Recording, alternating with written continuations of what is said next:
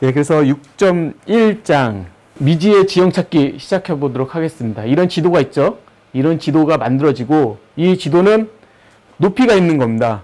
그래서 좀 밝은 색은 이제 0부터 10으로 따진다면 여기 0이고 0이나 1인 거고, 좀 어두워지면 어두울수록 10까지 가는 그런 레벨을 가진 어떤 산 같은 지형이고요. 그러면 내가 어떤 지점에서 스타트해서 이제 목적지까지 갈 때 어디로 가야 비용이 저렴한 비용으로 갈 것인가? 그러면 저렴한 비용이라는 거는 뭐냐면은 내가 되도록이면은 낮은 쪽으로 가줘야 비용이 덜 들 거잖아요. 그래서 그 부분을 이제 어떻게 만들 것인가, 이 책에서는 어떻게 소개하고 있는가에 대해서 설명드리도록 하겠습니다. 먼저 지도 만드는 것부터 잠깐 소개해 드리도록 하겠습니다. 거기에서 나와 있듯이 먼저 이런 그 객체를 하나 준비했죠. 그래서 맵의 크기는 120, 60짜리 했고요. 크기가 큰 이유는 120짜리지만은 한 픽셀을 한 점을 5픽셀씩 잡기로 해서요. 그래가지고 크게 커지는 거고요. 그래서 그게 여기에 나 이거 참 이 책 보면서 되게 힘들었던 게 뭐냐면은 너무 축약해서 써가지고요. 무슨 말인지 너무 힘들어요. 저도 한참 쳐다봤어요. 이게 뭐지? 드로우 사이즈인가요? 뭐 이런 느낌인 거예요. 예, 그래서 이게 5로 돼 있습니다. 그래서 한 점이 5픽셀씩 가지도록 한 거고요. 그리고 이 배열은 이제 지도가 들어갈 배열입니다. 그래서 여태까지는 저희가 지도 어레이 만들 때 Y, X 넣었잖아요. 근데 이 책에서는 X, Y로 넣고 있어요. 그래서 그렇게 될 거고요. 그리고 이거 이렇게 단축키를 쓰는지 모르겠지만 아무튼 이 스텝이라는 건 뭐냐면은 이 지도상의 높이를 얘기하는 거예요. 그래서 0부터 10까지 해가지고 그 높이를 의미하는 거고요. 정수로 들어가고요. 그리고 이 키는 뭐냐면은 얘는 저번에 지도 생성하는 방법은 여러 장 만들어가지고 겹치는 방법을 썼었잖아요. 근데 이번에는 좀 다른 방식을 써요. 어떤 방식을 쓰냐면은 이 책에서는 조산운동이라고 그러는데, 조산이 뭔가 싶더니 그 산이 만들어지는 그 운동 이런 거예요. 그래서 여기 45라고 키로 45로 적혀 있는 거는요, 이제 조산 운동을 할 점을 45개 찍고 한다는 거예요. 그러면 산을 하나 만들기 위해서 그 지점이 45 지점부터 시작하는 거죠. 그래서 45 그런 거고, 이따 좀 설명드릴게요. 그리고 이 딥이 뭐냐면은 점 하나가 찍혔어요. 산을 만들기 위해서. 그러면은 1000번을 반복해서 이 주변으로 이제 그 산을 만들어 나가는 거죠. 예, 산을 만들기 위해서 1000번을 반복한다는 거, 산 하나 만들기 위해서. 그래서 45 곱하기 1000이니까 45,000번의 그 데이터를 쌓는 거죠. 그래서 이런 지도가 나오는 거고요. 이거는 잘 알다시피 우리 랜덤 할 때 그냥 랜덤이 아니라 그 정해진 랜덤 가지고 하잖아요. 저 시드가 같으면 맨날 같은 랜덤 값만 나오게끔 하려고 시드를 주고 있는 거고요. 그리고 아까 말씀드렸다시피 이거는 한 점이 5픽셀 가지려고 이거 있는 거고, 이게 스타트, 이것도 한참 봤는데 이게 뭐 레티오 X예요. 예, 비율이거든. 비율 레티오. 왜 이렇게 적는지 모르겠지만 그래서 레티오 X, 스타트 레티오 Y는 이 지점을 얘기하고 있는 거죠. 시작 지점. 그러면은 여기서부터 여기까지가 이제 1이라고 본다면은 그 비율적으로 봤을 때 여기에 0.9를 넣었잖아요. 그러면은 시작 지점에 여기서 1이니까 0.9 지점. 그걸 얘기하고 있는 거예요. 비율인 거죠. 그리고 Y축도 스타트 지점이 0.3이니까 여기서부터 여기까지 1이라고 놨을 때 여기서부터 여기까지 0.3. 그걸 얘기하고 있는 거고요. 이제 목적지, 종료 위치, 골이라고 했죠. 골의 비율도 마찬가지로 0.1, 0.7 위치고요. 그리고 요거는 뭐냐면은 그 어떤 X 값을 입력했을 때 지금 정해져 있는 폭과 높이가 있잖아요.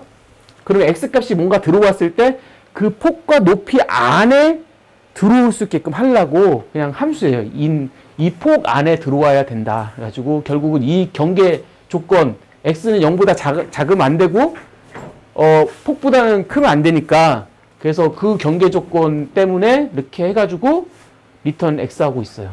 이게 마이너스 1을 왜 했는지 모르겠어요. 이것만 빼면 되는데. 아무튼 그런 식으로 만들었어요. 그래서 폭의 경계 조건, y 경계 조건 이렇게 해가지고 맵이 하나 이렇게 만들어져 있습니다. 얘는 맵을 만드는 것뿐만 아니라 사실은 맵만을 위한 거라면 요거는 따로 빠져 있어야 되는데 예, 맵에 있긴 하네요. 그래서 아무튼 맵 객체는 이렇게 만들어져 있어요. 맵 기본 정보죠. 맵을 생성하기 위한. 그러면은 이제 본격적으로 아까 그 데이터를 가지고 맵을 만드는 함수예요. 아까 어레이에다가 2차원 배열을 가지고 맵을 만드는 거죠, 얘가. 예, 그거는. 그래서 아까 그 맵 객체를 여기다 넘겨주면요. make 맵이에요. mk 맵. 예. 그래서 이거는 XORS는 이 랜덤 함수거든요. 랜덤 객체. 랜덤을 해주는. 그래서 CD 값을 넘겨주면은 객체가 하나 떨어지는데 이거의 랜덤 함수를 실행하면은 실행할 때마다 그 계속 랜덤 값이 나오지만은 시드 때문에 계속 똑같은 값이 나오는 예. 다시 실행할 때마다 그겁니다. 시드에 따라 달라진. 그리고 맵의 높이하고 폭 넣고 맵의 어레이 참조를 이렇게 넣고요. 그리고 난 다음에 뭐 하냐면은 그 해당 어레이를 x하고 x, y 좌표로 해가지고 일단 기본값 0으로 다 박아놓는 거죠. 160 아까 90이었나요? 아무튼 그 크기만큼의 0 x, y 좌표를 0을 다 집어넣고요. 여기까지요. 자, 그리고 여기서부터 이제 본격적으로 이제 맵을 생성하는 건데요. 아까 말씀드렸다시피 아까 조산 운동을 하기 위해서 점 46개인가? 아, 5개인가? 아무튼 그 점을 찍는다고 했잖아요. 그래서 그거 반복하고 있어요. 예, 46은 46번 돌겠죠? 그리고 난 다음에 여기에서 rx, ry는 랜덤 함수를 이용해가지고 이게 랜덤 하면은 0부터 1까지 나오니까 여기에다가 이제 그 모듈로 하면은 아무튼 이 폭 내에 있는 x 값이 나올 것이고 얘도 이제 여기 폭 내에 있는 y 값이 나올 거, y 값 정수가 나올 거란 말이에요. 랜덤하게. 그러면 그 지도상의 점이 딱 찍히는 거죠. 그 위치가 이제 포스로 해가지고 이렇게 객체로 하나 만들어 놓은 거고요. 그리고 이제 아까 디프 있었잖아요. 그 조산 운동을 하는데 1000번 반복한다고 그랬죠. 그 점 기준으로 산을 만드는 거예요. 예, 산을 만들기 위해서 1000번을 반복하는 거죠. 예, 반복하면서 여기서 맵 그로스 일 때 아까 포스트하고 얘 위치하고 그리고 RX, RY를 넘겨줘요. 그래서 RX, RY는 이제 조산 운동학의 기본 위치잖아요. 그 위치고 이제 포스가 이제 넘겨지는데 얘가 어떻게 이제 구현되는지 볼게요. 맵 그로스. 예. 예. 그러면 요게 그 함수인데요. 포스하고 그 조산운동 최초 위치가 있죠. 이 BS가 뭐지? 우리 B사이드인가? 아무튼. 베이스. 너무 힘들어. 그래서 랜덤. 그래서 아까 고도가 아니라 그 산의 높이를 이제 10까지 한다고 그랬잖아요. 그래서 이렇게 하면 0에서부터 9까지 나오잖아요. 그쵸? 그 높이가 MV는 뭐지? 아무튼 뭐지? 예, 아무튼 그 값을 얘기하는 거고요. 그리고 무브인가? 무브 같아요. 무브 맞아요. 무브. 그래서 무브 R 그리고 X하고 Y를 일단 0으로 잡아놨잖아요. 그러면은 여기에서 무브 R이 이거 고도 아니 이거 잔이네. 착각했어 이거. 그냥 랜덤을 0부터 9까지 해보겠다는 거고요. 아까 얘기했던 거 아니에요. 그 높이 아니에요. 그냥 이렇게 잡은 거고 여기에서 스위치를 하고 있죠. 예. 그래서 뭐 이제 이동을 할 건데 어느 쪽으로 이동할 거냐라는 거를 0에서부터 9까지 케이스로 해가지고 이동 위치를 잡는 거예요. 그럼 만약에 이제 0이나 1이 나오면은 이제 내가 아까 이 위치에서 X축 방향으로 우측으로 이동하는 거죠. 1픽셀 우측으로 가겠다? 얘가 나오면은 2하고 3 나오면은 좌측으로 가겠다는 거죠. X축이 이제 마이너스니까. 그리고 4, 5, 6, 7이면 Y축, 위쪽, 밑에 쪽, 위쪽. 그죠? 이게 밑에 쪽, 이게 위쪽. 이렇게. 그래서 이렇게 잡고요. 근데 이제 이건 여기까지는 이제 단순한 이동인 거고, 여기에서는 이제 그 중심으로 이동하게끔 하고 싶은 거예요. 그러니까 무조건 산발적으로 이렇게 산이 만들어지는데 이렇게 나가기만 하고 막 이렇게 랜덤으로 가는 게 아니라 뭔가 산이 만들어지면 이렇게 모아지는 느낌 있잖아요. 그거 하고 싶어가지고 이게 있는 거거든요. 그래서 중심으로 이동할 때 8이나 9일 때 8일 때는 이제 X를 결정하는 거고 9일 때는 Y를 결정하는 건데 이때 요게 인자값으로 들어온 것 가지고 이제 정하는 건데요. 이제 지금 이 위치 현재의 위치가 얘 베이스 위치보다 작을 때는 1로 가는 거고 그러니까 이제 그 베이스 위치가 여기에 있으면은 포스 위치가 여기 있잖아요. 그러면 이쪽으로 가야지 중심으로 이동할 수 있잖아요. 예. 그랬기 때문에 1인 거예요. 예. 얘도 마찬가지로 반대쪽에 있으면은 마이너스로 가야 되는 거. 근데 그 위치가 X가 똑같으면은 그냥 이동하지 않겠다라는 거고요. 그걸 얘기하고 있는 거고요. Y도 그런 비슷한 방법으로 가는 거죠. 좌측에 이제 기준 위치보다 이제 이쪽에 있으면은 플러스, 이쪽에 있으면 마이너스. 그래서 중심으로 이동하고 싶어서 이런 경우에는 예. 그래서 좀 더 이제 산발적으로만 나가는 게 아니라 중심으로 이동하는 조건까지 같이 들어가 있는 거죠. 그래서 이 중에 하나가 돼가지고 값이 떨어질 거예요. 예. 그러면은 여기에 아까 맵에 in W하고 in H 있었잖아요.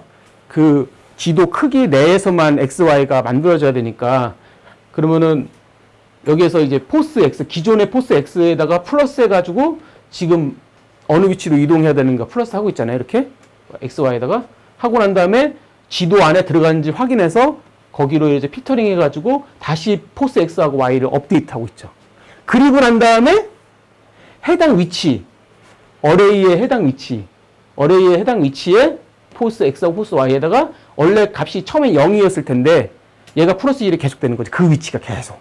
예. 그래서 쥐가 막 이동하면서 계속 산이 이렇게 높아지는 거예요. 이렇게 계속 높아지는 거죠. 예. 이런 조건에 의해 가지고. 그래서 산을 그렇게 만드는 겁니다. 얘는. 우리 예전에 했던 거와 좀 다르죠. 이미지를 여러 개 만들어가지고 이렇게 비율로 잡아가지고 겹쳐는 방법도 있지만은 뭔가 지형을 만들 때 이런 식으로 만드는 방법도 있다라는 거죠. 여러분 이거 보시면은 이제 익숙해지셔야 되냐면 데이터를 무에서부터 유로 만들어내는 거잖아요. 원래 평평한 배열인데 산을 키우고 있는 거잖아요. 그러면 과제로 내자면 보다 높은 산을 만드는 로직을 낼 수도 있고 보다 뾰족한 산, 보다 평평한 산을 만드는 로직으로 얘를 변형시키게 하거나 여기서는 평면적으로 플러스 1, 마이너스 1, 즉 직선적으로 움직이는데 쟤를 사인, 코사인에 의해서 원형적으로 퍼지게 할 수도 있을 거예요. 그렇죠? 그러한 여러 가지 방법들에 대해서 만들 때 더 그럴듯한 산을 어떻게 만들 것인가, 이제 데이터를 어떻게 만들 것인가를 두려워하지 말고 우리 수업의 전체적인 목적은 그쵸? 코리커전이기 때문에 어떻게 무에서 유를 만들까, 이제 그걸 두려워하면 안 돼. 무에서 유를 만들어야 돼. 여러분들은 아티스트가 아니라서 그거랑 되게 안 친해요. 무에서 유를 만드는 걸. 근데 그냥 여러분들 9시 뉴스나 아무 동영상이나 보면 거기에 수많은 영상에 간극을 채워주는 애니메이션들이 박혀져 있잖아요. 그쵸? 파티클 뿌려도 되고 화면 장면 전환 효과 주고 뭐 이렇게 여러 가지 채워놓는단 말이에요. 컨텐츠도 아닌데 채워넣어. 채워넣는 것들이 다 코리커전이란 말이지. 뭘로 채워놓고 어떻게 채워놓지? 내 의도대로. 하지만 정확하게 그건 아니고 랜덤성도 부여하고 싶어. 뭐 여러 가지 니즈가 있겠죠. 그래서 이런 데이터를 보면 여기 책에 있는 데이터를 지금 용어처럼 완전하게 이해했다면 내가 원하는 산도 만들 수 있을까? 내가 산맥을 만들려면 어떻게 해야 되지? 처음에 45개의 점을 랜덤으로 생겨나면 산맥이 되지 않으니까 점들 간의 연결이 근처에서 이루어지도록 만들면 나중에 그로스를 시켰을 때 얘가 산맥이 되지 않을까? 뭐 이런 여러 가지 생각을 해볼 수가 있겠죠. 예. 그러면은 이제 아까 데이터가 이렇게 만들어진 거예요. 이렇게 만들어진 겁니다. 보시면은 이제 그냥 무작정 더했기 때문에 어떤 것은 이렇게 막 74 막 이렇게 큰 것도 있고 어떤 거는 이제 아예 안 들어간 것도 있고 그렇잖아요. 이런 식이에요. 이런 식으로 원본 데이터가 들어가 있는 거고, 그러면은 우리가 뭔가 의미 있는 이제 높이로 만들어야 돼요. 아까 말씀드렸다시피 우리가 이제 노멀라이즈를 시켜야 되는데 우리가 0에서 10까지로 노멀라이즈를 하기로 했잖아요. 그러면 요 데이터가 이런 산발적인 데이터를 가지고 쓰는 게 아니라 이제 우리가 그게 의미 있게끔 만들려고 지금 여기 그 뒤에 과정이 들어가 있는 거예요. 그러면은 먼저 내가 노멀라이즈를 하려면은 기본적으로 최고 높이를 알아야 돼요. 그 기준으로 해가지고 비례로 때려가지고 다 나눠버릴 거거든요. 그래서 최고 높이를 구하기 위해서 여기 포문이 있는 겁니다.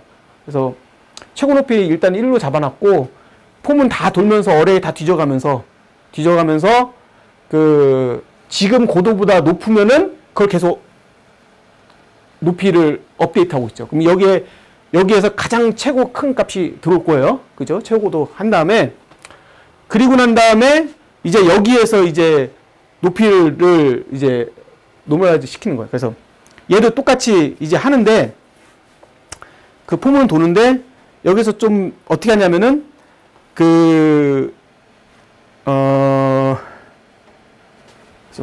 나 왜 이해 못하고 있지? 예. 일단은 기존에 있는 값, 여기 있는 값을, 기존에 있는 값을, 루트를 씌웠죠? 그랬어요. 그래서 루트 씌우고 난 다음에, 씌우면 2였으면 1.4가 나오겠죠? 그죠? 그런 식으로 하고 나서, 그리고 그 값에다가 해당 최대 고도 값이 나올 거예요. 그걸로 나눠버렸죠. 그죠? 그러면은, 어쨌든 이걸로 나눠버렸기 때문에 0에서 1 값이 나올 거예요. 여기서부터 여기까지는. 그죠? 고도가. 0에서 1이 나올 겁니다. 그리고 난 다음에, 우리가 아까 맵에서 10단계로 하기로 했잖아요. 그래서 그걸 다시 10내로 만들기 위해서 이렇게 곱한 거예요. 예. 곱하면서 여기에 이제 이렇게 들어간 거죠. 이런 식으로. 들어가서 여기에 이제 플러스 1을 한 거는 왜 했지? 그냥 1을 더하고 싶어서 그런 건가? 아무튼 더했어요. 그래서 아무튼 1에서 10을 만들기 위해서 더한 것 같아요. 그래서 더하고 나서 그리고 만약에 그 계산된 값이 얘보다 크면 안 되니까 얘로 잡아준 거고요. 이거 한 이유는 이따가 설명드릴게요. 왜 이거를 루트 씌웠나. 그래서 이렇게 해서 결국은 나오는 게 이제 0에서 9까지 10까지 값이 나올 거예요. 여기 이렇게. 노멀라이즈가 다 된 거죠. 그러면 아까 만들었던 MK 맵에다가 맵을 만들면 어레이가 만들어진 거고, 그죠? 그리고 나서 드로우 맵, 아까 금방 요거 캔버스에다가 왜 그리는 거죠? 렌더링 하는 거죠. 했나? 모르겠네. 아무튼 그러면 이렇게 그림이 그려질 거예요. 그죠? 그런데 한 가지 이제 아까 중심으로 만약에 이동하는 로직이 있었잖아요. 요거 제가 만약에 여기 10이 아니라 이렇게 8로 하면은 여기 있는 건 무시가 될 거란 말이죠. 아, 이거 모아주는 거? 안 하게 되면 이렇게 돼요. 예. 뭔가 이렇게 나와야 되는데 이렇게 나오는 거죠. 그래서 좀 안 이쁘잖아요. 이거 뭐라고 설명해야 되냐. 상 같지 않단 말이죠. 그죠? 그래서 그거를 이제 중심으로 좀 모아준다는 느낌으로 가려고 이게 저 코드가 더 들어가 있다는 거를 시각적으로 보여드린 거예요. 그리고 아까 말씀드렸던 이거 루트 안 씌우면요. 이렇게 돼요. 그러니까 이게 전부 이렇게 진한 거 보니까 다 높은 거지. 이렇게 해가지고.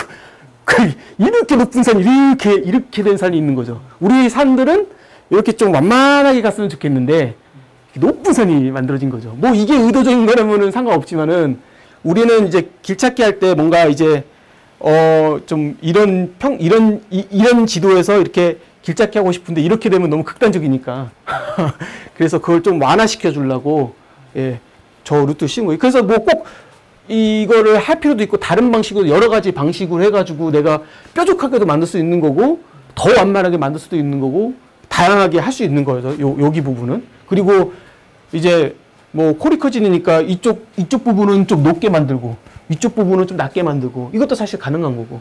예. 그래서 이런 부분이 다 그 부분이라고 보시면 됩니다. 그래서 뭔가 데이터가 만들어진 걸 투패스로 해가지고 만들 수 있는 거고. 3패스, 4패스. 예.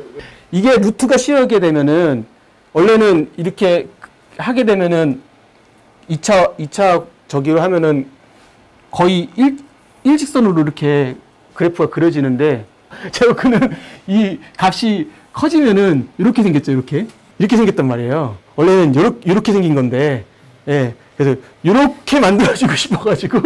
이거 잘 보시면 여기만 볼까요? 작은 수일 때는 급격하게 올라가고 큰 수일수록 차이가 적어지죠. 선형 그래프에서는 큰 수, 작은 수의 크기의 차이가 스텝이 똑같단 말이에요. 그렇죠? dx가 똑같아. 근데 얘는 여기는 급격하게 올라가면서 나중에는 점점 완만한 곡선에 수렴해요. 그 얘기는 뭐냐면 숫자가 커지면 숫자 간의 차이가 별로 안 난다는 얘기야. 근데 숫자가 작을 땐 차이가 많이 난다는 뜻이야. 이 얘기는 대상 객체도 루트 c였고 내가 할 녀석도 루트 c였잖아요. 둘 다. 원래는 맥스 값하고 이 값을 비례식으로 구할 건데 나눠가지고 둘 다 루트를 씌워서 비례식으로 구했죠. 그럼 이 루트로 씌운 거의 비례식과 생 비례식의 차이는 뭔가? 라고 보면 얘는 큰 수간의 차이가 별로 안 나게 되고 작은 수의 차이는 크게 나게 돼. 얘는 생으로 그냥 하면 모든 수의 차이가 일괄되게 반영돼. 따라서 큰 수 간의 비례의 차이가 완화된단 말이야. 작은 수가 더 이끌어지는 효과가 생기는 거야. 큰 수는 더 완화되고 비례가. 그래서 큰 수 간의 비례는 완화되고 작은 수의 비례는 도드라지기 때문에 이렇게 된 거에서 이렇게 바뀌는 거야. 스프레드가 더 일어나는 거야. 왜? 왜일까요? 애당초 이거 왜 이렇게 생겼을까요? 생성 로직이 단순해서 합산을 계속하기 때문에 큰 숫자들이 몰려있다는 거야. 결국에는. 이 조성, 우리 조산 활동으로 만들어진 이 데이터에서는 큰 숫자들이 몰려있는 게 될 수밖에 없어요. 이 전문을 상대로 계속 더하니까 이걸로 나중에 해봤자 이 정도밖에 조산 활동이 이루어지지 않아. 이걸 풀어주려면 큰 숫자의 차이점을 무의미하게 만들어줘야 돼. 작은 숫자의 차이점은 도드라지게 만들어줘야 되고. 그러니까 이렇게 생긴 그래프를 사용하는 거야. 이렇게 생긴 값의 비례를 이렇게 생긴 두 개의 값의 비례로 바꿈으로써 큰 수 간의 차이는 완화되고 작은 수의 차이는 커지기 때문에 스프레드되는 효과가 일어납니다. 수학은 도구예요. 그러면 나중에는 제곱근이 아니라 이 추세를 더 완화시킬 수 있는 그래프만 찾으면 되겠죠. 그럼 사인 그래프를 사용해서 사인의 일정 파장까지는 여기까지는 이렇게 생겼단 말이에요. 그러면 우리가 여기다가 어떤 수식을 이용해서 비례식을 구축했냐에 따라서 조사는 전혀 다른 결과가 나타나요. 이게 투패스제인 거죠. 원패스에서는 이렇게 만들었지만 투패스 적용할 때 이렇게 만든 거예요. 한 번 더 패스로 돌아서. 혹은 우리가 배웠던 뭘 적용할 수 있다? 바이리니어나 바이큐빅을 적용해도 마찬가지로 얘가 여기 있는 값들과 인접 픽셀 계산해가지고 스프레드 되겠죠. 원패스, 투패스 전략이 전혀 다르다. 그래서 기초 로직을 빨리 만들고 투패스제에서 스프레딩을 할 거냐, 처음부터 이렇게 이쁜 조산 활동할 수 있는 뭔가를 만들어낼 수 있느냐, 이 노력들이나 스피드도 이게 더 빠를 수도 있어요. 오히려 얘보다. 물론 맥스를 계산하기 위해서 루프를 다시 놓을 필요는 없어요. 왜냐하면 아까 애드를 해갈 때 플러스 1씩 해갈 때 그때의 값대 계속 맥스도 계산했으면 되니까. 맥스를 위해서 루프를 놓을 필요는 없었지만 이거는 되게 유의미하다는 거야. 이게 재빨리 더하기로만 만들어서 재빨리 만들 수 있잖아요. 만들고 스프레딩하게 더 나을 수 있는 전략이죠. 그래서 이거 수학 나오면 여러분들은 이제 수학 나오면 지금 저희 자오리가 바로 제곱근의 그래프 찾죠. X축은 평범한 X의 값이고 Y축이 이걸 대입했을 때 값으로 나와서 그래프가 나왔잖아. 이 그래프 모양을 그대로 인식하라는 거야. 수학적으로 인식하려고 그러지 말고 얘는 원래 정비례인 걸 이런 식의 왜곡된 비례로 만들어버리는구나. 거꾸로 우리가 마이너스 X제곱 같은 걸 바꾸면 역비례로 나온단 말이야. 역전데 그럼 이게 뭘로? 땅을 파고 들어간단 말이지. 그렇죠? 그래서 수학을 바라볼 때 이게 전체적으로 여러분들이 코리커전 하면 수학 공식 안 쓸 수가 없는데 수학 공식을 쓰는 게 아니야. 그래프를 쇼핑하듯이 탐사해가지고 추세를 어떻게 완화시키거나 바꿀까. 얘는 X에서 Y까지 일반적인 추세인데 0에서부터 10까지인데 이걸 어떻게 왜곡된 값으로 바꿀까. 도구일 뿐이야. 함수에 쫄지 말고 함수 그래프들만 찾아가지고 보면 돼. 아까 그 그래프들만. 그 눈만 있으면 되는 거죠. 이 보관으로 바뀌고 나면 내가 원하는 값이 이렇게 바뀌어서 이 바뀐 형태의 비례식은 달라지는구나. 큰 쪽에는 무의미해지고 작은 쪽은 큰 차이가 생기는구나. 만 알면 돼요. 그래서 그 함수의 비례식 그대로 반영된 거야. 큰 쪽의 변화는 완화되고 작은 쪽의 변화는 올라온 거지. 그래서 여기에선 안 보였던 것들이 올라오고 여기선 새카맣던 애들이 완화된 거야. 그럼 요 그래프의 모양만 잘 잡아주면 여기에 요 그래프의 모양만 잘 잡아주면 우리는 얘를 어떤 식으로 스프레딩 할지 결정할 수 있겠죠. 수학은 도구입니다. 그래서 이 그래프에 다 보관함수죠. 보관함수가 어떤 식으로 얘를 변형시키는지를 이해하는 게 중요해요.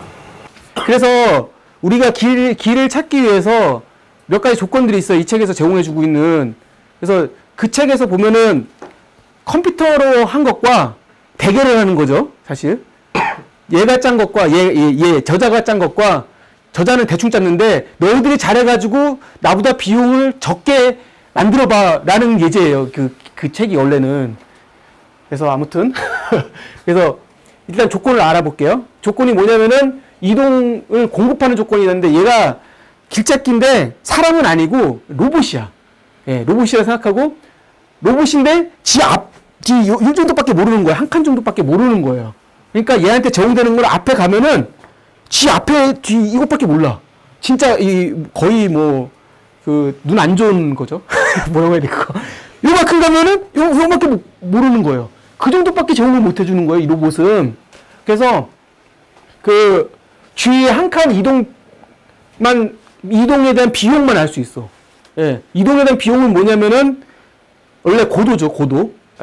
고도가 아니라 높이. 고도는 아니지. 아무튼 고도 맞나? 아무튼 높이인데 내가 지형의 높이잖아요. 근데 이용 비용을 어떻게 계산하냐면은 높이의 제곱근을 하고 있어요. 그러면은 0이면 0이고 고도 그리고 2면은 4가 되고 뭐 3이면은 9가 되고 4면은 16이 되잖아요. 그래서 10이 되면 100이 되는 거예요. 기하급수적으로 이렇게 쭉 올라가죠. 그래프 아까 이거는 루트는 이거였지만은 이렇게 올라가죠. 그래서 의미는 뭐냐면은 고도가 높으면 높을수록 훨씬 더 많은 비용을 쓰게 된다. 쓰게 내가 하고 싶어서. 절대값의 차이점이 내가 지금 고도 5면 6이 1로 계산돼요. 6으로. 뭐라고? 1면 뭐야? 내가 지금 고도가 이미 5인 상태면 6이 1로 계산돼요. 6으로 계산돼요. 차이를 내 입장에서는 한 칸만 올라갑니다. 이게 그렇게 계산돼 있지 않아. 네. 원래 지금 말한 게 그게 맞는 거잖아요. 보통 내가 4만큼 올라가 있으면은 6 앞에 6이 있으면은 2잖아요. 근데 예전에 그렇게 안 들어있더라고요. 좀 이상하게 돼 있어요. 아무튼 그거는 잘못된 거지만은 어쨌든 산을 타고 넘어갈 수 없는 로직입니다. 예, 산을 타고 갈 수 없는 로직인 거지. 예. 잘못된 거예요, 사실은. 얘는 그렇게 돼 있어요.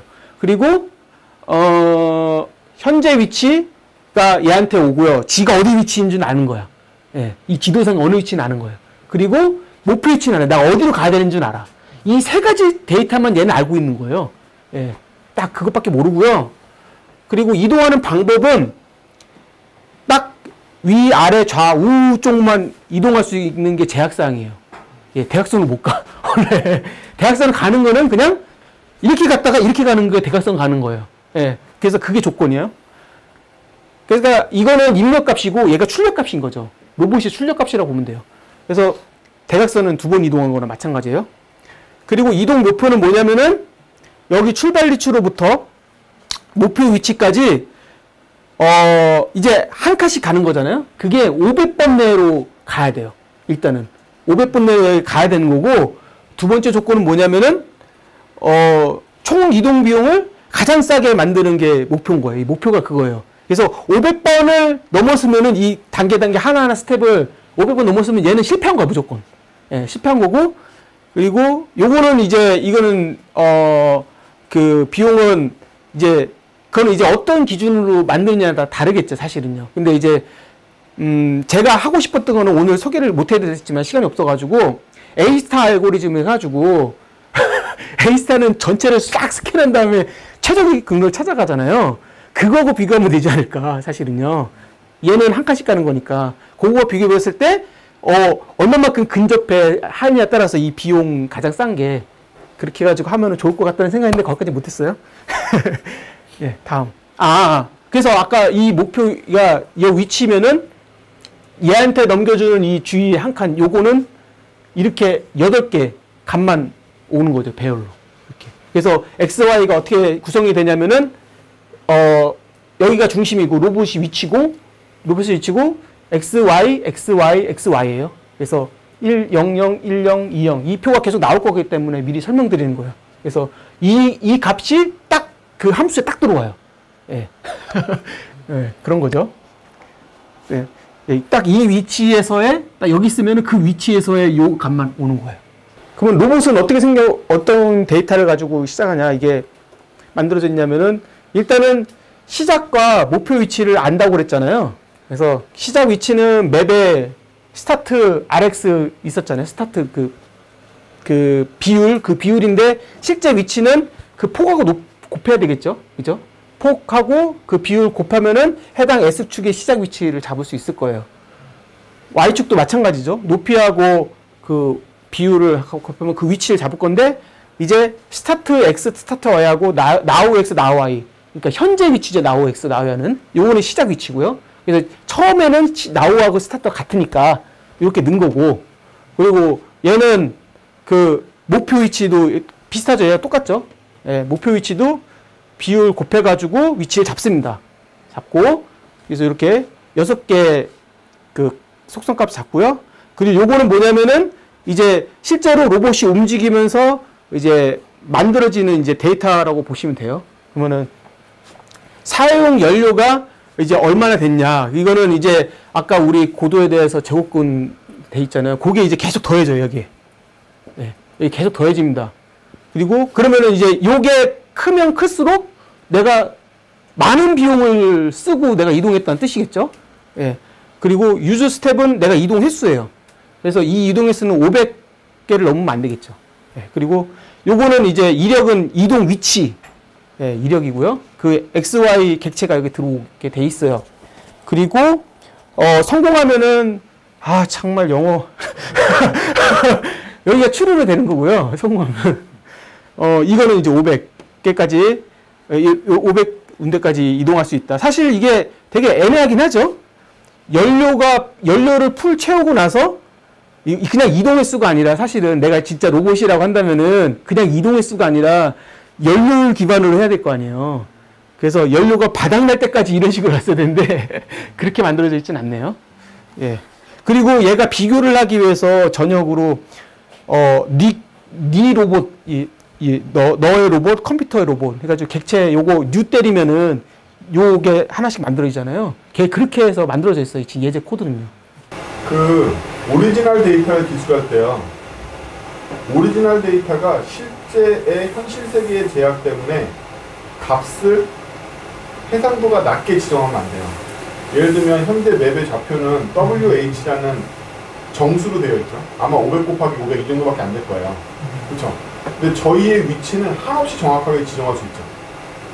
아까 소수점에 따르면 500, 500을 0에서부터 1까지의 실수로 보고 있었으니까 제 X좌표가 규층이 근처라고 생각하면 0.9 이런 정도가 아니라 499 이 정도가 아니라 0.999999785 이렇게 지정할 수 있잖아요. 실수는 무한대의 정밀도를 가져요. 그래서 우리가 원본 데이터를 기술할 때는 실수로 기술하고, 실제 그 매핑하는 지도가 고해상도일 때는 그거만큼 정확하게 될 거예요. 그렇죠? 저 위스 하이트가 500, 500일 때는 500, 500에 맞는 정수가 되기 때문에 그게 499로 해석이 되겠지만, 지도 자체가 5만 곱하기 5만이면 훨씬 더 정밀하게 되겠죠. 그렇죠? 49,972 뭐 이렇게 되게 정밀하게 될 거란 말이에요. 그래서 원본 데이터를 기술할 때는 프리시전이라고 불리는 정밀도가 무한한 애를 통해서 기술하려고 그러고, 그걸 실제로 매핑할 때는 이 제약사항이 있는 곳에 매핑하는데 이걸 양자화가 된다고 합니다. 원래 원자화되어 있는 데이터를 양자화시켜서 적용하기 위해서 여러분들 앞으로 이거 계속 보게 돼요. 어디서 포리커전에서는 대부분의 체계를 다 양자화되기 전에 있는 정밀도가 높은 애로 기술하고, 걔를 실제로 적용할 때 양자화를 해요. 네. 그래서 여러분들이 색 체계를 쓸 때도 웹지를 사용해 보시면 색 체계가 실수 체계로 돼 있어. 0부터 1까지. 그래서 내가 RGB를 여러분들은 0에서 255까지 양자화된 숫자를 쓰는 거에 익숙하시잖아요. 12비트 컬러밖에 안 되는 거잖아요. 근데 컬러의 뎁스는 원래 무한이란 말이에요. 사람 눈의 한계가 32비트밖에 안 되는 거지. 그러니까 이 오픈GL 같은 데서는 색을 RGB를 표현할 때 0에서 1까지 실수로 표현해 버린다. 프리시전을 어떻게 적용할까. 그래서 앞으로 다 익숙해지셔야 되는데, 이 책이 괴팍해서 그런 게 아니라 저러한 기준점이 되는 데이터는 다 실수로 기술하는 거예요. 프리시전 무한. 나중에 양자하는 과정을 다 거쳐야 네. 네, 경도 위도라고 생각하면 되죠. 경도 위도도 실수로 네. 무한히 기술하잖아요. 네. 단지 GPS 성능이 어디냐에 따라서 3m 이내 기술이 되느냐, 10m로 보여지느냐 이런 네. 그러면은 이 지금 로봇을 움직일 거잖아요. 그래서 로봇을 움직이는 로직이라고 보시면 돼요. 그러니까 로봇에다가 계속 현재 위치를 기준으로 해서 계속 아까 그거를 이제 계속 던져주는 놈인데, 일단은 이거는 로봇 객체죠. 아까 만들었던 아까 로봇 있었는데 그 뉴 해가지고 만든 객체가 이제 컴퓨터도 들어오고 우리가 만든 코드를 위한 로봇이 들어올 거예요. 그리고 요거는 뭐냐면은 우리가 만든 함수예요. 예. 아까 초반 조건에 자기가 가야 될 목표 위치하고 그리고 요만큼의 크기만 받는다고 했잖아요. 그거를 받아주는 함수예요. 그래서 그 조건을 받아주고 내가 어느 방향으로 가야 될지 결정하고 난 다음에 반환해 줘야 되는 함수. 네, 그 함수입니다. 이따가 또 설명드릴 거지만요. 그래서 보면은 이렇게 함수 들어오잖아요. 함수를 넣은 건데 함수 저렇게 했으니까 이렇게 실행할 수 있어요. 네, 함수에 이거 다시 설명드릴게요. 제가 볼 때 이 코드 이거 필요 없는데 왜 있는지 모르겠고요. 그리고 시야 반경은 얘가 원래는 지금 1로 돼 있잖아요. 1이에요. 1. 그러니까 얘가 원래 코드를 짜고 싶었던 건 뭐냐면은 1이 아니라 뭐 2, 3도 할 수 있고 싶었던 거예요, 사실요. 예. 그래서 처음에 그냥 1로 들어가 있는 거고요. 그리고 요는 뭐냐면은 그 시야 범위 칸수. 그러면은 내가 1로 되면은 사방에 1까지만 가져와야 되잖아요. 그러면 그 칸수는 3개여야 되잖아요. 그쵸? 만약 2면은 2칸씩 있어야 되니까 나를 포함해서 5칸씩 내야 되고 그렇잖아요. 그거를 계산하기 위해서 1이 들어오면은 곱하기 2 한 다음에 플러스 1 하면은 그게 달성이 되죠. 예. 여기에 1이 들어오면은 1 곱하기 2에서 2가 되고 플러스 1 하니까 3이 되고, 만약에 2로 하면은 2 곱하기 2에서 4가 해서 플러스 1이 되니까 5가 되고. 예. 그거예요. VW 레인지인가요? 예, 아무튼 레인지 같아요. 그래서 칸수, 그걸 얘기하고 있는 거고요. 그리고 맵 지도, 폭 높이 가져온 다음에 얘는 뭐냐면은 아까 로봇이 500번, 최대 500번까지 이제 내가 너한테 정보를 줄 거야 라는 게 한계점이 있었잖아요. 그거만큼 퍼블을 도는 거고요. 이게 좀 로직이 이상해. 그래서, 그리고, 지금 일단은 요 배열을 만들 거란 말이죠. 이런 배열. 예, 3x3 배열을 만들 거예요. 그래서 3x3 배열을 만들기 위해서 일단은 이렇게 해가지고 배열 잡고요. 예, 이제 3칸짜리 잡았죠, 일단요. 그리고 난 다음에 포문을 돌면서 뭐 하고 있는 거냐면요. 전체 지도에서 자기 로봇의 위치 중심으로 한 요 값들을 싹 가져와가지고 여기에다 넣어주는 거예요. 예, 그걸 하고 있는 거예요, 이 로직이. 예. 자세히 보시면은 이렇게 포문을 돌죠. 그래서 3이니까 얘 4번 돌고 얘 3번씩 도는 거죠. 총 9번이 돌 거란 말이죠. 그리고 여기서 보면은 로봇의 지금 위치로부터 해당 위치는 이렇게 나온단 말이죠. 근데 얘가 요걸로 빼버렸잖아요. 예. 그러면 자기 중심으로 해가지고 이제 좌우 이런 식으로 앞뒤 이렇게 보고 싶어서 이렇게 뺀 거겠죠. 예. 빼고, 그리고 난 다음에 여기서는 만약에 그 계산된 x2, xy 값이 경계 조건 내에 있을 때, 그러니까 전체 지도에 이쪽 양끝, 이 테두리 쪽에 안쪽에 있다고 한다면은 지금 여기에다가 해당 원래 맵에 있는 그 위치에 제곱하고 있죠. 그러면 지도에 2가 들어가 있으면 4가 되는 거죠. 2 곱하기 2가 되는 거니까. 그런 식으로 되는 거고요. 그런데 이 범위를 벗어나면은 지금 999라는 큰 수를 그냥 넣어줬죠. 예, 이 딱 테두리 쪽에 딱 잡혀 있으면 그 위쪽으로는 원래 없는 거잖아요. 근데 왜 999로 줬냐면은 거기로는 너무 높은 비용을 있기 때문에 못 가게 하려고. 너무 높은 비용을 준 거죠. 예. 우리는 기껏해야 최고 큰 값이 10인데 10 곱하기 10하면 100인데 100보다 훨씬 크잖아요.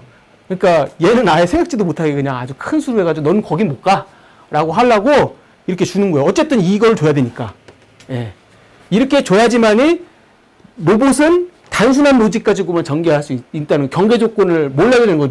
로봇은 이미 경계 조건이 얘가 만들어서 주는 거니까. 그래서 결국 이런 식으로 준다는 거죠. 이렇게. 이거는 맨 지도상의 우측 아래쪽에 끝에 딱 있을 때, 예, 딱 있을 때 이렇게 되는 거죠. 이렇게. 예. 그래서 보통은 원래는 데이터가 이렇게 제곱해가지고 이렇게 오는 건데 경계 조건이 이렇게 온다. 그거 설명드리는 거고요. 그리고 그래서 이 ARND라는 배열이 만들어지고 여기에서 보시면요. 아까 넘겨준 요 함수. 예.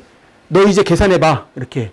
그래서 요 배열 넘겨주고 그리고 로봇의 현재 위치 XY 그리고 로봇의 이제 어디로 가야 되는지 목표 위치 그리고 지도의 W 포커가 높이까지 넘겨주고 있어요. 그리고 난 다음에 요 어레이를 받는 건 뭐냐면요.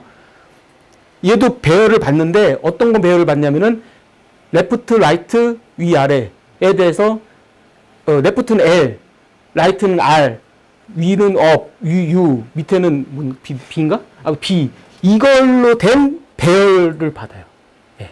그럼 만약에 대각선으로 갔다 그러면은 내가 오른쪽 갔다가 위로 가야 된다면은 R하고 U가 돼 있는 배열이 오고요. 내가 그냥 레프트만 간다면은 L만 있는 배열이 오고요. 예, 그렇게. 예. 하도록 구현되어야 되는 거예요. 얘가 구현되어야 되는 거예요. 자. 그러면은 거기에 이제 2개가 됐든 1개가 됐든 그 포문을 도는 거잖아요. 예. 도는데 여기에서 하는 게 뭐냐면은 이동하는 거죠. 처음 값은 이제 move x, move y 0으로 해놓고 이제 아까 어레이로부터 해당 m 값, 요소 값을 얻어오는 L이든 뭐 U든 이렇게 들어오죠. 그래서 여기 이 부분으로 분기하고 있고요. 그래서 U일 때는 마이너스 1, 그리고 Y축을 마이너스 1로 가겠다는 거죠. D일 때는 이제 Y축 1, L 이렇게 해가지고 마이너스 2, 좌우축에 대해서 숫자 값을 바꿔주고 난 다음에 그리고 난 다음에 여기에서 지금 현재 있는 로봇의 위치에 계산된 요 값으로 나우 위치를 바꿔주는 거죠. 예, 요거는 이제 필터링 하기 위한 거고요. 그 지도 안에서만 움직여야 되기 때문에 이렇게 만들어져 있어요. 그리고 히스토리에다가 자기 로봇의 히스토리에다가 지금 현재 로봇의 위치의 XY를 여기다가 히스토리에다가 푸시를 해주고 있는 거고 그리고 여기에서는 뭐냐면은 유즈 퓨얼 그러니까 내가 얼마만큼 비용을 쓰고 있는지 얘를 계속 플러스 시키는 거예요. 그래서 해당 맵에 해당 지금 위치에 맵에 있는 어레이에다가 이제 그 곱하기 자기 거 곱하기 하면은 이제 기존 거하고 계속 더해지면 계속 내가 쓴 비용이 여기에 축적되는 거잖아요. 그리고 유즈 스텝은 이거 한 단계 갈 때마다 플러스 1이 되는 거고. 그리고 사실 이 책 코드는 좀 잘못된 건데 이것도 좀 이제 코드 정리가 필요해요. 사실 이 책 좀 잘못됐거든요. 이런 코드가 없더라고요. 그래서 지금 스텝이 맥스로 지정된 500칸이면 500번 그게 넘어서면 얘는 석세스 퍼스인 거야. 이제 끝난 거야.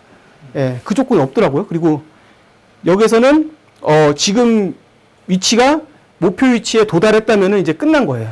예, 그걸 얘기하는 거고요. 그래서 기본적으로 로봇에 대해서 이렇게 로봇 위치를 이제 제공해주는 그 함수가 이렇게 만들어져 있어요. 그래서 이제 본격적으로 그러면은 이제 내가 로봇을 만든다고 생각하는 거야 이제부터. 이 오리지널 코드는 아까 그 함수예요. 내가 로봇이야. 그러면은 나는 제한된 조건들 이런 제한된 조건들만 내가 데이터를 받게 돼 있어요. 받으면은 나는 어떻게든지 이동을 해야 돼요. 저 위치가 가지고 이동하는 거야. 이동하기 위한 코드라고 보시면 돼요. 그러면은 목표 지점 딱 잡고 이제 여기로 가야 되는데 현재 위치가 이렇게 돼 있다면이에요. 여태까지 이만큼 이동한 거야. 예. 뭐 이렇게 본 건데 처음에 이런 식으로 요 ARND에 이런 데이터가 들어온다고 했죠. 현재 위치에서 배열 이렇게 들어와요. 이 경계 지점에 있으면 이렇게 들어오는 거고, 예. 그러면 들어와요. 그리고 현재 위치 들어오고 목표 위치 들어오고.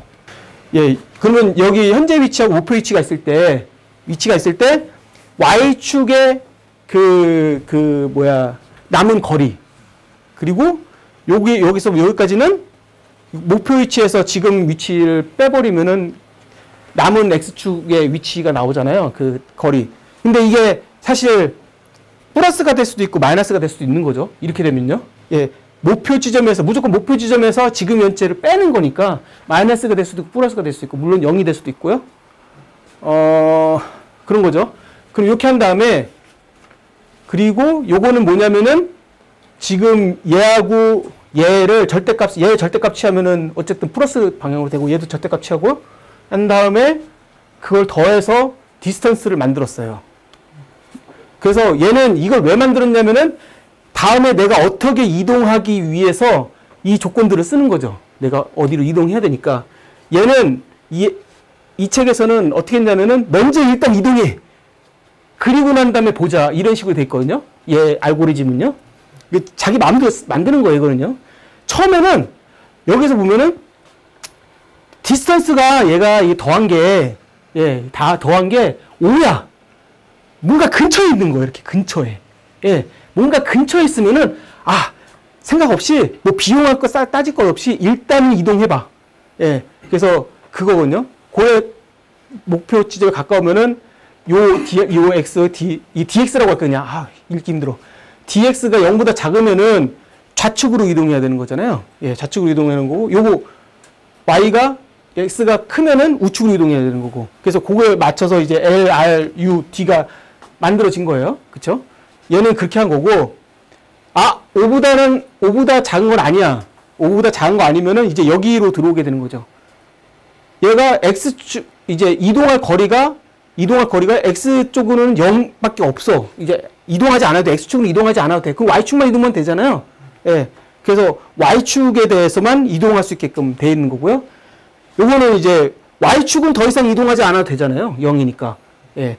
그러면 Y축에 대해서 X축만 이동하면 되니까 목표, 이 DX에 따라, DX를 이제 L, 그 위치에 따라서, DX에 따라서 LR로 이렇게 분기시킨 거예요. 그래서 여기까지 했고, 얘는 지금 자세히 보시면은 아직까지는 그 비용을 따지지 않고 있어요. 그냥 방향만 정하고 있단 말이죠. 그냥 무조건 내가 갈 방향. 그리고 이제 꼴에서 이제 멀 경우, 아까 경우에는 좀 가까운 경우였었잖아요. 아까 0 아니면은 뭐 5 안에 뭐 이런 거 있잖아요. 근데 좀 멀 경우에는 여기 로직을 태우겠다는 거예요. 그래서 이건 왜 썼지? 이거 모르겠다. 이거 왜 쓴 거죠? 이거 만들려고? 그래서 아까 그 X하고 Y가 DX, DY가 요 크게 나오잖아요. 요 크기에 대해 ABS 절대값 취했으니까 그 크기만 보자는 거죠.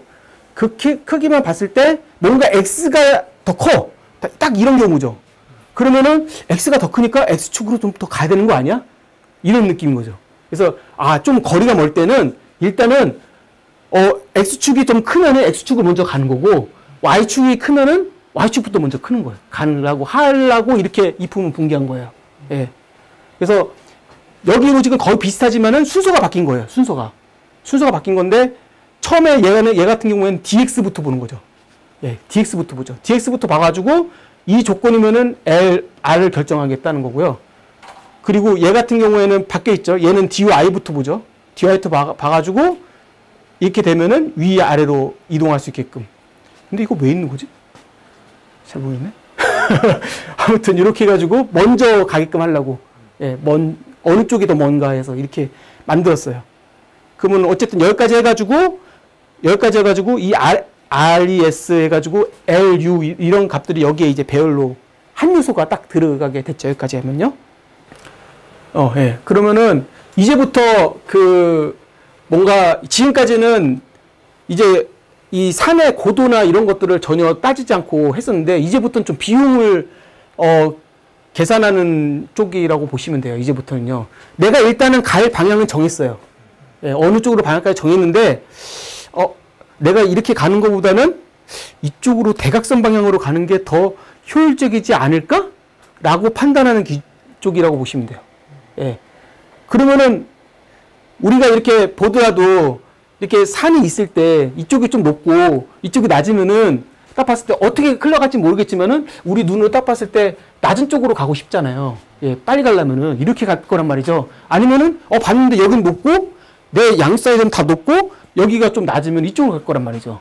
얘도 비슷한 거를 한다고 생각하시면 돼요.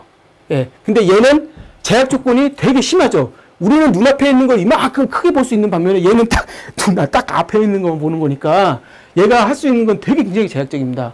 그래서 아무튼 여기서 보면은 딱 그룹이 나눠져 있는데 L로 갔을 때 내가 이 지도상에서 레프트로 갔을 때는 이쪽을 하고 R로 갔을 때 오른쪽으로 할 때 이렇게 하고 이렇게 가는 거예요. 그래서 요거 하나만 이해하시면은 사실 여기는 다 똑같거든요. 적용하는 방법이. 그래서 요 부분을 설명하도록 하겠습니다. 여기에 RT하고 A를 이렇게 해놨거든요. A는 아까 저 배열이고요. 귀찮으니까 이렇게 만들어 놓은 거예요. 귀찮으니까. RT는 1.3인데 1.3은 좀 이따가 설명드릴게요. 왜 1.3인지. 아까 DX, DY는 이렇게 잡혀 있었죠. 그리고 RT는 아까 1.3으로 잡혔어요. 그리고 아까 배열은 A로 잡혔죠. 예, 그것만 좀 기억하시고, 이제 레프트로 갈 거야. 그러면 이 상황이에요. 딱 지도상에 보면은. 내가 지금 여기 현재의 위치가 여기 있고, 내가 목표로 해야 될 지점은 여긴 거예요. 근데 어떻게 해서 앞에서부터 봤을 때 내가 일단 레프트로 가기로 했어. 예, 결정이 된 거야. 결정이 됐는데, 여기서 이제 고민하는 거죠. 좀 우리 경험상 봤을 때, 뭔가, 이렇게 가는 비용, 이렇게 갔을 때 비용이 4가 돼 있잖아요, 이미. 근데 내가 이렇게 갔을 때 비용하고, 이렇게 갔을 때 비용하고, 유추되는 바, 이쪽으로 가는 게 좀 더 험난하지 않을까? 아니면 이쪽으로 가는 게 험난할까? 이걸 판단하는 거예요. 예. 그러면 보통 우리가 생각할 때, 뭔가 이렇게 있으면은 여기에 뭔가 이런 숫자들이, 이 산들이 있을 거라고 예상을 해보잖아요. 그러니까 예상한다는 게 좀 휴리스틱 기반의 어떤 그런 예상을 한단 말이죠. 그러면 얘도 그 좀 비슷한 거를 하려고 시도를 하고 있는데, 그거를 시도하는 게 1.3 요거거든요. 일단 요거 볼게요. 그러면은 4로 결정을 했고, 얘가 이쪽으로 가면은 내가 비용이 4가 든다는 건 이미 알고 있어요. 그쵸? 그리고, 그러면 목표 지점이 이쪽이니까, 일단은 이쪽으로 가는 것보다 이쪽으로 가는 게 나아. 그래서, 이렇게 가는 거예요. 그러면, 이렇게 간다고 했을 때는, 4 더하기 1이니까 5가 될 거잖아요. 이렇게만 수치적으로만 보면은 당연히 얘가 더 싸니까 이쪽으로 결정하는 게 맞거든요. 근데 얘는 조금 다르게 있어요. 얘는 조금 다른 게 한 게 여기에다가 지금 01이잖아요. 01이 보면은 A에서 01이잖아요. 01에다가 RT를 곱했어요. 1.3. 네. 일종의 비례식 같은 거죠. 그래서 1.3을 곱했고, 그러면 4에다가 1.3을 곱한 거죠. 그리고 여기는 뭐냐면은 A10하고 A10 요거잖아요. 그리고 A00 이거잖아요. 그쵸? 이러면 이렇게 간다고 한 거죠. 그걸 더한 값. 그럼 요거하고 요거 비교한 거죠. 근데 여기에서 한 가지 조건이 뭐냐면은 DY가 이쪽에 있을 때. 예. 이쪽에 있을 때만 해당되는 거예요, 사실요. 이쪽에 있을 때. 이 조건이 좀 앞으로 왔으면 더 좋았을 텐데. 아무튼. 그래서 이쪽에 있을 때 요 조건을 비교하는 거예요. 그러면은 만약에 1.3을 곱했으니까 요 값과 이 값에 곱하기 1.3 한 것이 더 크면 더 크면은 여기가 비용이 비싼 거야. 이쪽으로 가면 안 돼. 라고 판단하는 거죠. 그래서 나는 네스로 L은 무시하고 U 갔다가 L로 가야 되겠다. 예, 이렇게 판단하는 겁니다. 예. 그러면 얘는 무슨 근거로 해가지고 1.3을 했냐? 그거 보시면요. 이 책에 나와 있는 거죠, 이거는요. 지금 요 식만 딱 보면요. 식만 딱 보면은 요게 4가 들어가 있는 거고, 그죠? 4가 들어가 있는 거고, 그리고 여기에 4하고 1이 들어가 있는 거잖아요. 4하고 1이 돼 있고, 뭔지 모르겠지만 내가 이쪽으로 가려고 그러는데 뭔가 비용이 더 들 수 있는 어떤 N이 있지 않을까? 이렇게 본 거예요. 그러면은 요거를 좀 전개를 하면 N으로 전개하면요. N으로 전개하면 이렇게 되고, 그죠? 이걸 전개하면 N은 1.25보단 커야 돼. 저 조건에 만족하려면 1.25보단 커야 되는 거야. 예. 그러면은, 1.25보다 커야 되니까 1.3을 선택한 거야, 대략적으로. 1.3을 선택해가지고 하면은, 이게 1.3을 곱했을 때 이쪽으로 가는 게 비용이 클 거야 라고 뭔가 예상을 하는 거죠. 그래서 책에서 보면은 이거를 1.3으로 해야 될지, 아니 1.5로 해야 될지, 그거를 표를 그냥 정리를 해놓은 게 있는데, 어디 있더라? 이게 제가 여기다가는 안 했는데, 240쪽에 보면은 대각선 이동 시에 선택해가지고 표가 나와 있어요. 그래서 아까처럼 뭐 좌가 4이고, 이렇게 뭐 대각선 할 때 뭐 하좌 뭐 1, 4일 때, 뭐, 그러면은 대각선 합이 5가 되고, 그러면은 그때에 그 1.3을 곱하게 되면은 좌로 갔을 때 1.3을 곱하게 되면 5.2가 되거든요. 예. 5.2가 되면은 5.2가 되면은 이제 그건 대각선으로 이동해야 되는 거고, 그 밑에 그 옆에 저거 보면 1.3을 선택했을 때 말고 2.0, 3.0 선택했을 때 있잖아요. 이랬을 때에 대각선으로 간다, 뭐 직진으로 가게 된다라는 어떤 이런 표가 나왔어요. 그래서 이걸 딱 봤을 때 어떻게 가는 게 좀 좋을까라는 거를 이런 식으로 계산해 가지고 뭔가 선택을 한 거죠. 일선 3이라는 거 하는 거는. 예. 뭔가 경험적으로 선택을 한 겁니다. 그래서 그런 식으로 해 가지고 1.3이라는 개수가 나온 거라고 판단하시면 되고요. 이거 제약 조건에 보면 얘가 이동을 2번 하는 비용으로 계산이 되잖아요. 그렇죠? 그러면 공평하지가 않단 말이에요. 얘하고 여기로 가는 비용은. 그러면 얘가 사실은 짊어져야 될 비용이 아니라 대각선 점프할 수 있으면 짊어질 비용이 아닌 거죠. 그러면 4와 4면 사실 얘와 얘는 공평해야 되는 거잖아요. 대각선을 이동할 수 있다라면. 우리가 이동 제약 조건이 이렇게 못 움직이기 때문에 얘는 쓸데없이 짊어진 비용인 거예요.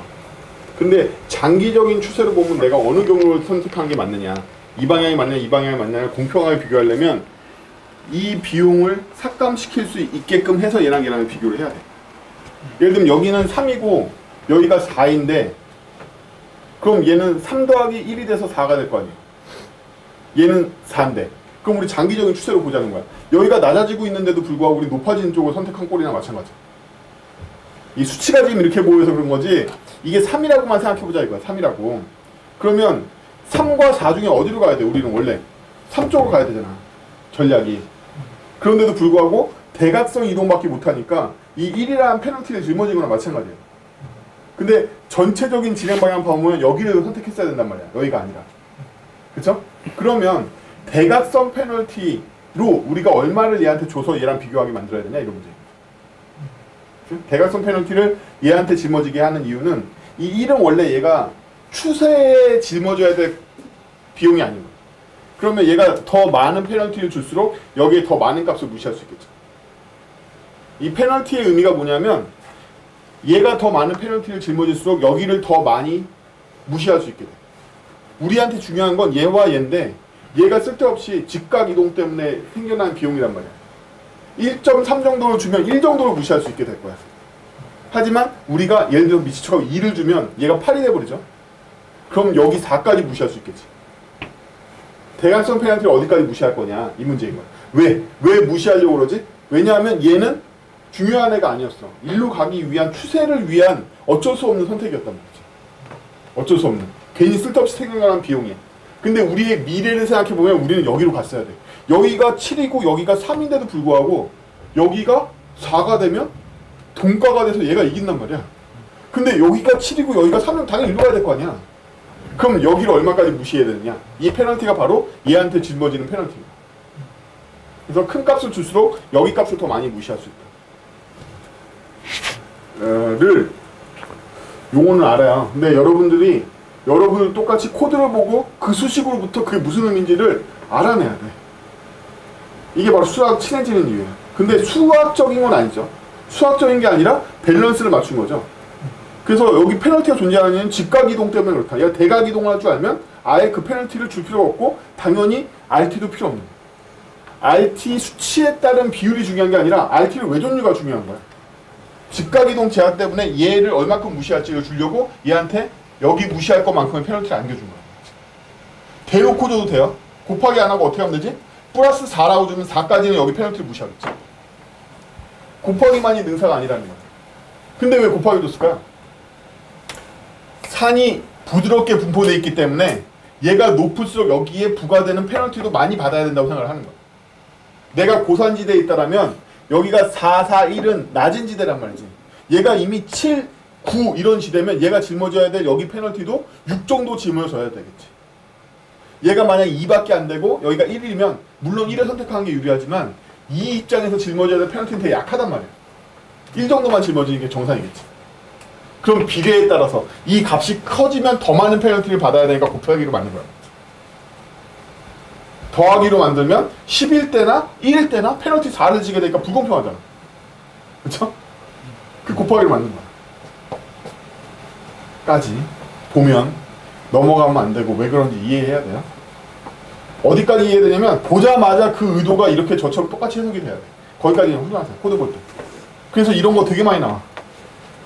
비례상수가. 책에서 여기까지 의도를 설명하냐면 안 해. 왜냐하면 이 저자도 숙련된 개발자라서 알지 이게 뭔지 이렇게 하고 그냥 비례식으로 전개한단 말이야. 그렇죠? 여기 비례상수가 들어가는 건 보통 곱하기로 페널티를 주는 이유는 큰 값이면 더 많은 페널티를 지라는 얘기야. 왜? 여기가 다 큰 동네야. 9, 7. 그럼 여기가 얼마겠어? 이 확률상 6, 5 뭐 이렇게 되겠지. 무시해야 될 값이 커져야 된단 말이야. 여기가 큰 값이면. 반대로 여기가 2, 1. 이 동네면 여기도 짊어져야 될 페널티가 1 정도겠지. 비례잖아. 비례면 곱하기. 똑같이 짊어지고 싶어 4를. 그러면 엄한 선택을 한다는 거예요. 얘가 2고 얘가 3이야. 근데 페널티가 4를 먹었기 때문에 얘가 비용이 7이 돼서 여기 사실 1밖에 없는데 1로 가야 되는데 1로 가는 우를 범한다는 거야. 덧셈으로 가면. 그렇죠? 여기까지 포함해서 이해하셔야 돼요. 여기를 보면은 얘는 요것만 본 거죠. 이런 조건이 있으면 이렇게 하는 거고 다음으로 가면은 이제 여기죠. 여기 이 조건이에요. 딱 목표가 이제 여기 있는 게 아니라 여기 있을 때는 대각선은 이쪽으로 가는 게 맞겠네 해가지고 이렇게 하고 얘한테 페널티 줘가지고 비교했을 때 어느 쪽으로 가야 되는지 결정하게 되는 거죠. 그래서 이 나머지들이 다 똑같아요. 한 3개 더 있었잖아요. 구글이 다 이런 비슷한 로직을 가지고 전개를 하거든요. 요거는 이제 체크 코드인데, 근데 체크 코드는 그렇게 중요치는 않아요. 예. 중요치 않고 그냥 간단히 설명하면은 시드 값 받아서, 여기 랜덤 시드 뭐 이런 시드 받잖아요. 0, 1, 2, 3, 4. 예. 왜 UI에서 받으려고. 그래서 받고, 그리고 이제 지도 생성하고 난 다음에 그 시드 가지고, 그리고 난 다음에 이제 출력, RS 요거는 요거예요. 예. 요거 출력 클리어하고, 그리고 이제 소스는 요거잖아요. 요 소스. 내가 이제 짤 것 소스예요. 예. 소스를 가져온 거죠. 근데 만약에 소스 컴이 없으면 소스 U? 이 뭐야? 소스 컴은 얘 코드상 원래 그 코드 JS라고 나와 있어요. 얘가 짜놓은 거. 얘가 짜놓은 거를 여기다 넣겠다라는 거예요. 얘가 그걸 하고 있는 거고요. 그리고 이제 펑션을 만들었죠. 뭐지 이게? 아무튼 기억이 안 나네. 아무튼 그게 중요한 게 아니라 결국은 뭐냐면은 로봇 만든 다음에 로봇 2개 만들었죠. 하나는 내 거, 하나는 얘 거. 얘가 저자 거 만들어서 한 다음에 네가 만든 함수와 내가 만든 함수 이제 돌리는 거죠. 2개 다. 돌리고 난 다음에 지도에다 그리고 로봇 1하고 네 로봇하고 내 로봇을 이게 렌더링 한 거죠. 렌더링 하는데 너 로봇은 내가 빨간색으로 할게. 선을. 그리고 내 저자 로봇은 파란색이죠. 파란색으로 할게. 이렇게 한 거예요. 그리고 상태의 값을 이걸 표현하면은 이게 이렇게 나오는 거예요. 그래서 지금 같은 경우에는 똑같은 코드가 나왔기 때문에 그냥 비김 이렇게 나왔어요. 그래서 true, come true는 뭐라고 하냐면 도착 성공했냐 아니냐 그거 얘기하는 거고, 소비 연료는 너 823 썼고 com도 823 썼네. 이동 횟수는 너 120 썼고 com 120 썼네. 이거예요. 예. 그래서 이렇게 돼 있는 건데 실제로 실행을 한번 해보면은 그러면은 뭐 할 것도 밑에 보면은 이렇게 된 건데요. 여기서 조금 수정을 해볼게요. 랜덤 시드를 좀 바꿔볼까요? 랜덤 시드를 하나씩 증가해보죠. 그러면은 이제 이 랜덤 시드가 바뀌니까 지도 모양이 바뀌면서 예 계속 눌러봐. 예, 뭐 이렇게 되는 거죠. 얘가 왜 이렇게 만들었냐면은 네가 만든 코드하고 내가 만든 코드하고 비교해서 나중에 종합적으로 보여주려고 만든 거예요. 그래서 100번 확인 누르면은 지도를 100번 만들어가지고 100번 돌려요. 예. 내 컴퓨터는 순식간에 되는데 이건 되게 느리구나. 한참 걸리네. 이건 똑같은 코드니까 똑같이 나오겠죠, 결과가. 예. 근데 이제 해봅시다. 책 여기 보면 위에 유효 코드에서 밑에서 가중치 주는 부분을 빼버리죠. 자, 여기 있잖아요. 그것도 괜찮네. 1로 해봐. 1로 바꾸고, 그리고 난 다음에 이 코드 확인만 눌러봐. 그러면은 밑에 가봐. 이제 달라졌죠? 빨간색이 내가 만든 코드예요. 이거는 원래 이렇게 저자가 만든 거고.